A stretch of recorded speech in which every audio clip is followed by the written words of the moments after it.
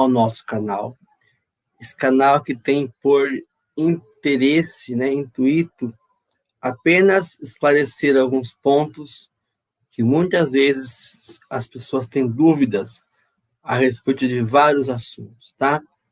Hoje eu estarei tentando responder uma pergunta de uma irmã que mandou através dos comentários de outros vídeos, perguntando a respeito do batismo, tá?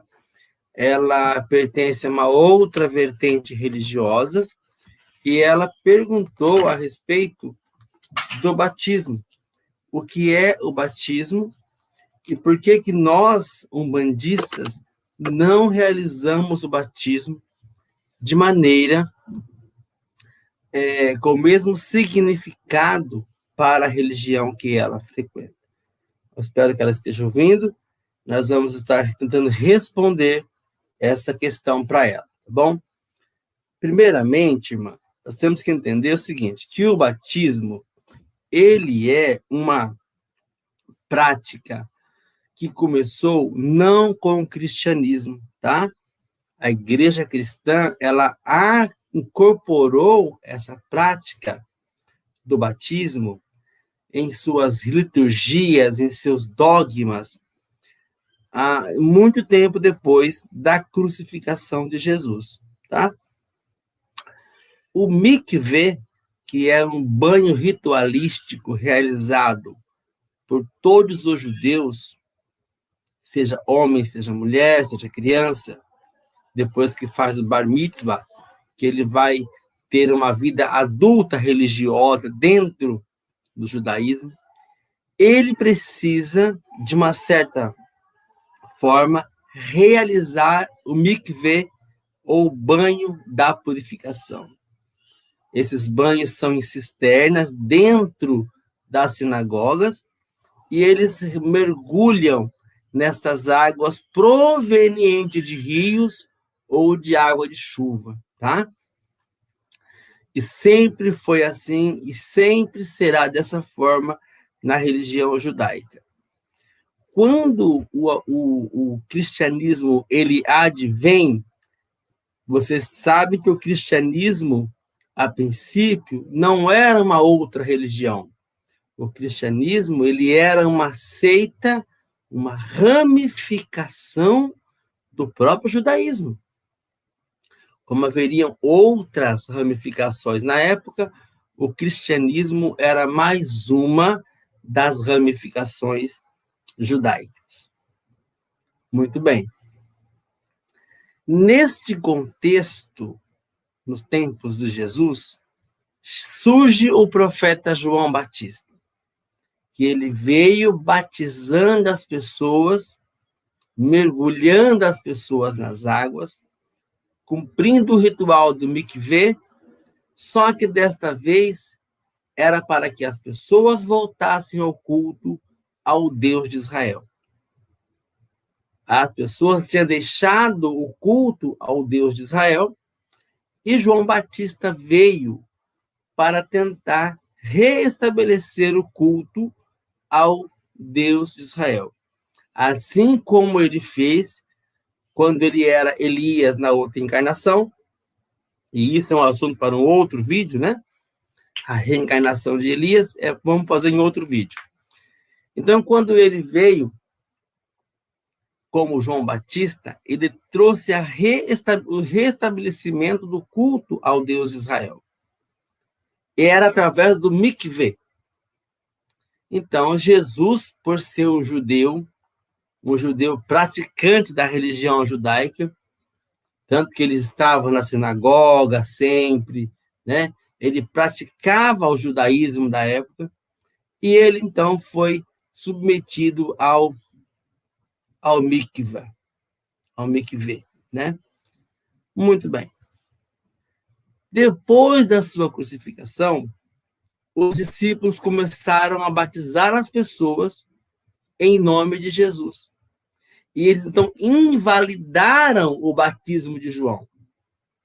Porque Jesus, no capítulo 28 de São Mateus, do evangelista Mateus, ele manda batizar as pessoas em nome do Pai, do Filho e do Espírito Santo, segundo o que está escrito lá.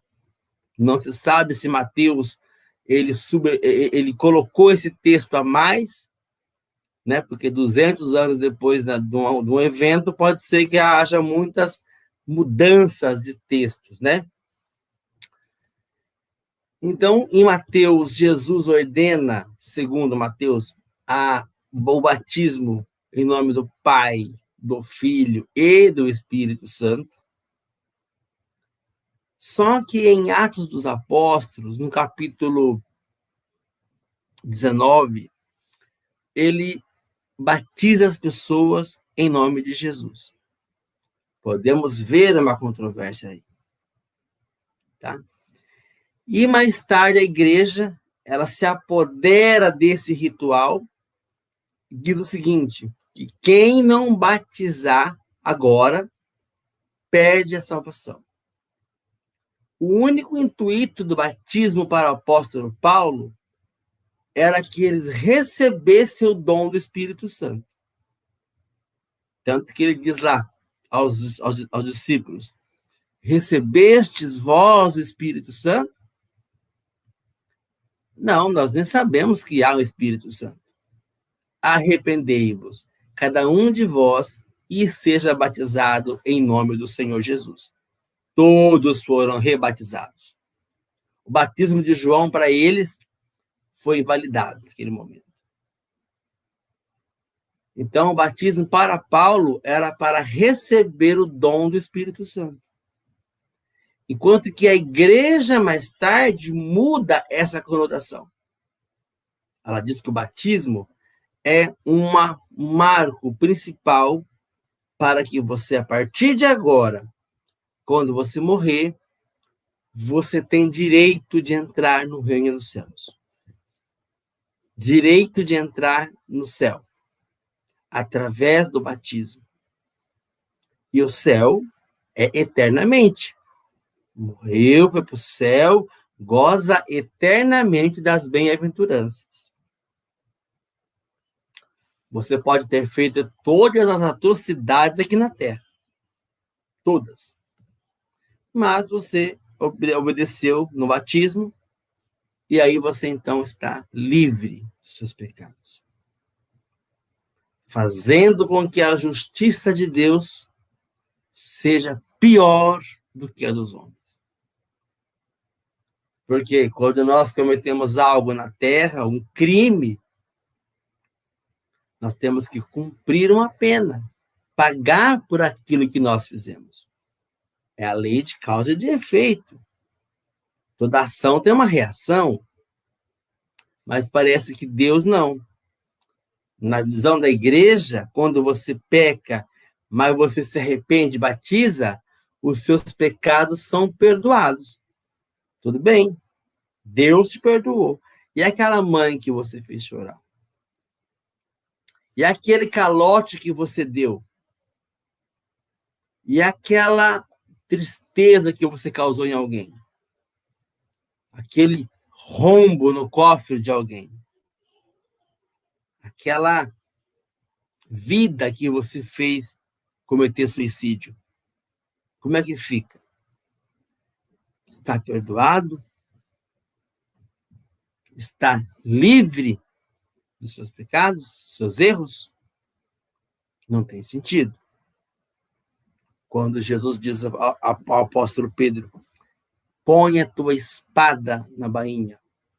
Quem com ferro fere, com ferro será ferido.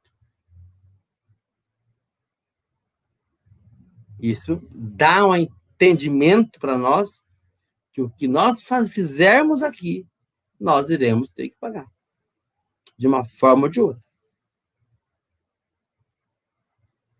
É muito simples eu querer, eu faço tudo de errado, depois batizo e limpo meus pecados, zero contador.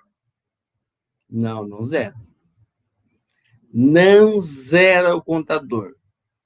Jesus, em uma outra passagem, falou o seguinte, apressa-te em reconciliar com o teu adversário enquanto estás a caminho com ele,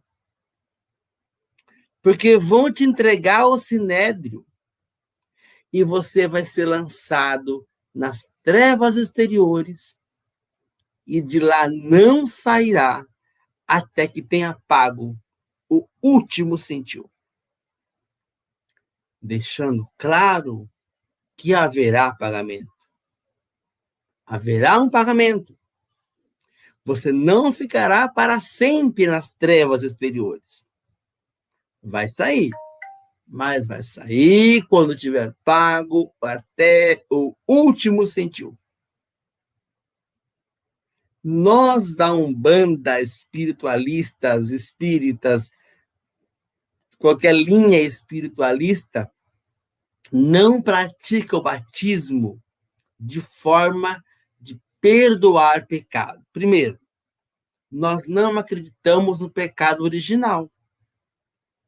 Porque, segundo determinado livro, o pecado original se dá quando o homem descobre que está nu, porque desobedeceram a ordem divina, percebem que está nu, porque até então eles não percebiam, não sabiam como fazer para procriar, embora estando nus, né? Quando a mulher come do fruto do conhecimento do bem e do mal, eles descobrem, né? Primeiro ela come, passa para o Adão, e eles comem deste fruto. Aí os olhos são abertos, quer dizer, a questão sexual já aparece naquele momento, e aí eles descobrem como tem que fazer para procriar, para cumprir uma ordem de Deus. Crescer e multiplicar e encher a terra. Até então eles não sabiam como fazer. Tem ainda um terceiro personagem nessa história, que é uma serpente que falava, né? Falava com Eva. Em que língua? Não se sabe. Então, quando a serpente induz Eva a comer, e ela come o fruto, e Eva, muito esperta, induzida pela serpente, induziu o seu marido e ele comeu. Aí pecaram. Pecaram, e de lá para cá, toda a humanidade nasce com o pecado original. Por isso que precisa batizar. Passar uma água na cabeça, mergulhar num tanque e batizar para purificação do pecado. Mas ali, o pecado não estava somente na desobediência. O pecado que a Igreja Católica, a Igreja, enfim, ela diz é o sexo. É a copulação para a procriação é pecado, na visão da Igreja. Sendo que o sexo tem a função biológica, como o estômago, o pâncreas, o fígado, tem a sua função biológica. A perversão não está no sexo, a perversão está na mente de quem faz. A perversão está na cabeça de quem pratica. Então, tudo isso que lá em Gênesis está escrito, os próprios judeus que seguem a Torá acreditam que aquilo tudo não pode ser interpretado ao pé da letra. Não pode ser interpretado de uma maneira literal, e sim figurativa, poética e etc.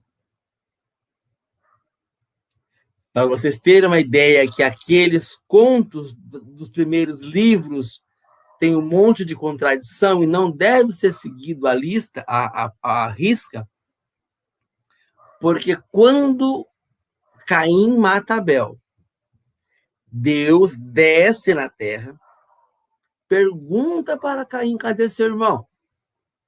Olha, a criatura não é onisciente? Ele não saberia onde estava? o Abel?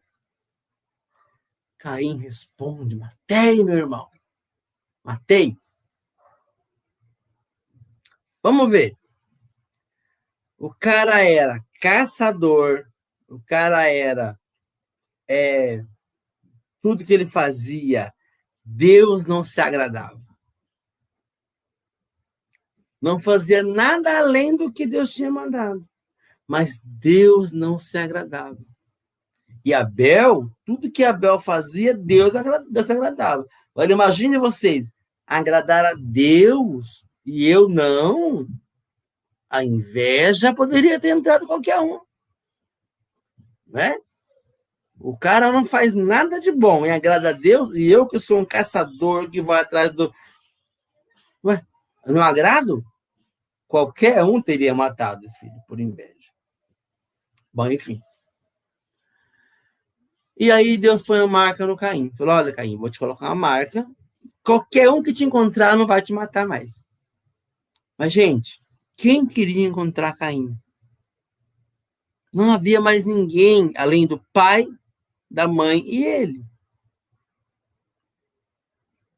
É uma pergunta válida ou não? Depois, ele foge. Ele foge e vai para a terra de Nod, onde ele constrói família. Existia uma cidade chamada Nod. Espera aí. Ou não tinha mais ninguém, Adão, Eva era o único homens na terra, e Caim, ou já havia outras pessoas. Não dá para você ter duas interpretações. Então, a terra de Nod já existia, lá Caim conhece a sua esposa, casa. Então, são questões que nós não devemos levar ao pé da letra. O pecado original não existe para nós. Tá? E nós somos reencarnacionistas. Eu não sou o Nil. Não sou, eu estou o Nil. Esta minha encarnação, eu estou nessa encarnação. Amanhã ou depois, tomara que demore mais um dia, esta carne será tombada ao solo e o espírito interior será levado para o mundo espiritual. Agora, na crença do batismo, quem não é batizado, ao morrer, é levado para o inferno, onde vai se queimar eternamente. Você teve uma vida difícil, com dificuldades, com inclinações más, por 25 anos. Você morre.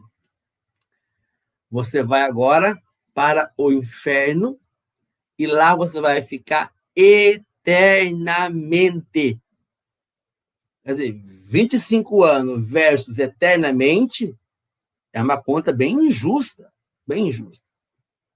As nossas leis humanas, elas dizem que o crime ele é proporcional à pena ou vice-versa. Para eu punir uma pessoa, ele tem que ter cometido um crime proporcional àquela pena. 2, 3, 5, 10, 20 anos, 30 anos. E depois que ele cumpriu, ele sai da cadeia. Mas o Deus bíblico, o Deus do batismo, não. Ele tranca você numa gaiola, lá no inferno, e você vive o resto da vida preso. Contradizendo o que Jesus disse. Vão te jogar em trevas exteriores, e de lá não sairá até que você cumpra, que você pague o último centil. Nós, umbandistas, somos reencarnacionistas. Nós acreditamos na reencarnação, e para nós, a reencarnação é ponto indiscutível. vou morrer, vou retornar à Terra ou em outro planeta, espero que na Terra, né? Mas ou não em outro planeta, com um outro corpo. Enquanto que a religião do batismo, eles acreditam na ressurreição do mesmo corpo. Você morre, é sepultado, passa 30 anos, seu corpo apodrece. 30 anos, Jesus retorna, haverá ressurreição dos mortos. E aí você vai ressuscitar com o seu corpo biológico novamente. Só que você já virou adubo, a vaquinha comeu o capim que você adubou ali, então moléculas do seu corpo foi para a vaquinha foi morta, alguém comeu a carne da vaquinha. Como que vai ficar essa composição corpórea novamente? Não faz sentido.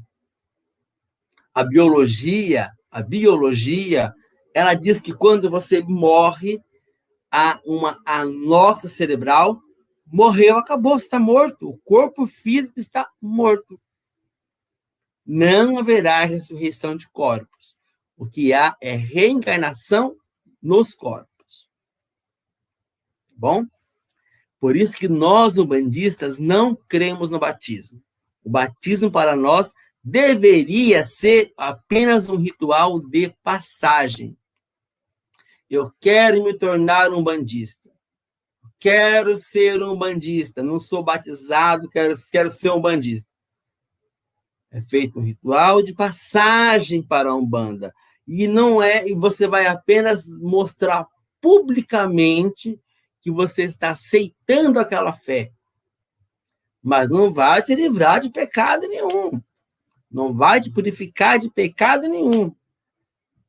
Os seus erros, as suas mancanças, as suas fraquezas continuarão com você. Você vai ter que pagar, centil por centil, pagar tudo para alguém, nesta ou em outra reencarnação. Fizemos o mal para alguém, alguém desencarnou. O que nós podemos fazer agora é orar por essa pessoa, pedir perdão para ela, para que ela entenda a nossa fraqueza. E quando nós nos reencarnarmos novamente, nós iremos acertar essa pendência. Tá? Por isso que o batismo não faz sentido. Você vai reencarnar para melhorar, para acertar as suas desavenças com as pessoas, para crescer moralmente, crescer espiritualmente. Eu espero ter respondido a pergunta da nossa irmã. Peço a vocês que deixem o seu joinha aí no nosso vídeo.